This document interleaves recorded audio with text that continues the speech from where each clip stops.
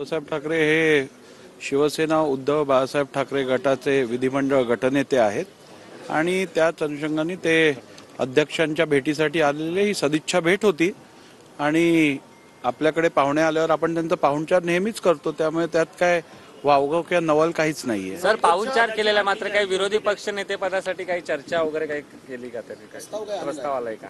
अद्याप माझ्याकडे कुठचाही प्रस्ताव प्राप्त झालेला नाहीये. माझ्याकडे तसा कोणताही प्रस्ताव जर का आला तर त्याच्यावरती नियमानुसार प्रथा परंपरेनुसार निश्चित कारवाई केली जाईल. तुमच्या अध्यक्ष दालनामध्ये मॅरेथॉन बैठका सुरू आहेत. एकीकडे उद्धव ठाकरे तुम्हाला भेटायला आले. उद्धव ठाकरे गेल्यानंतर आता थोड्याच वेळापूर्वी मुख्यमंत्री देवेंद्र फडणवीस आणि मंत्री गिरीश महाजन भेटायला आले. काय नेमकं बैठकीत चर्चा? नाही, आता अधिवेशन चालू आहे. सभागृहातल्या कामकाजासंदर्भात चर्चा मंत्र्यांबरोबर होत असते, मुख्यमंत्र्यांबरोबर होत असते. त्याच अनुषंगाने एकूण कामकाजासंदर्भात चर्चा झाली. हिंदू देवस्थानासंदर्भामध्ये एक नियम झालेला आहे, त्यानुसार बाकीचे देवस्थान सोबत आले. आज सिद्धिविनायक मंदिरासंदर्भातलं एक विधेयक आज सभागृहात चर्चेसाठी आलेलं, जे पारितही झालं. ते पारित होत असताना मी एक माहिती शासनाकडनं मागितली की एकूण जर परिस्थिती बघितली तर हा देश धर्मनिरपेक्ष देश म्हणून आपल्या संविधानात उल्लेख केलेला आहे. असं असताना केवळ एकाच समाजाचे किंवा एकाच धर्माचे धर्मस्थळ हे सरकारी नियंत्रणाखाली आणले जात आहेत.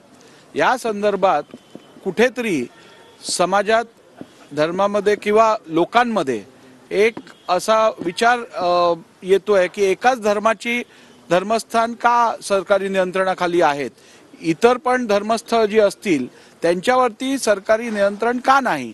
तर या संदर्भातली मी माहिती शासनाकडे मागितली. सर, विजय वडेट्टीवार विस्तारासंदर्भात काही चर्चा आहे का? नागपुराचं विधिमंडळ आता सध्या छोटं पडू लागलेलं आहे. काय निश्चितपणे नागपूर ही राज्याची उपराजधानी आहे आणि त्या दर्जाचं विधिमंडळ विधान भवनही या नागपूर नगरीत असणं आवश्यक आहे.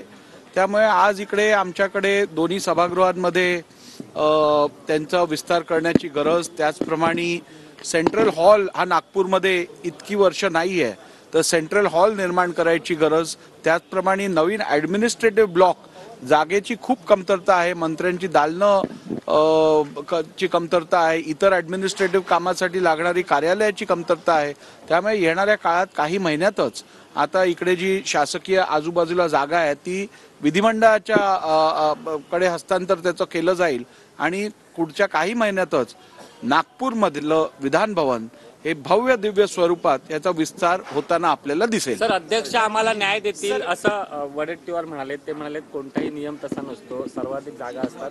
नाही, माझ्याकडे तो प्रस्ताव आल्यानंतर मी त्यावरती विचार करीन.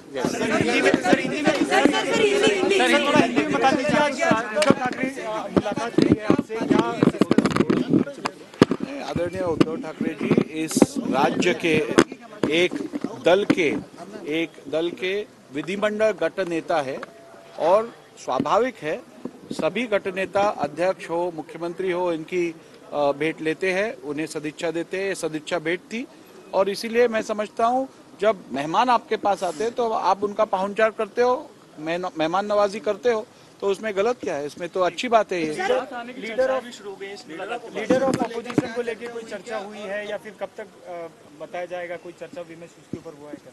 नहीं, ऐसा कोई प्रस्ताव मेरे पास अभी तक प्राप्त हुआ नहीं है. जब मेरे पास ऐसा प्रस्ताव आएगा तब उसके ऊपर मैं विचार करूंगा. सर, नागपुर के लिए 2 महीने का अधिवेशन होगा, ऐसे पहले उनको प्रॉमिस किया गया था, तो नागपुर के लोग थोड़े से नाराज है कि बस 5 दिन का अधिवेशन क्यों? ऐसा नहीं है. जब भी चुनाव होता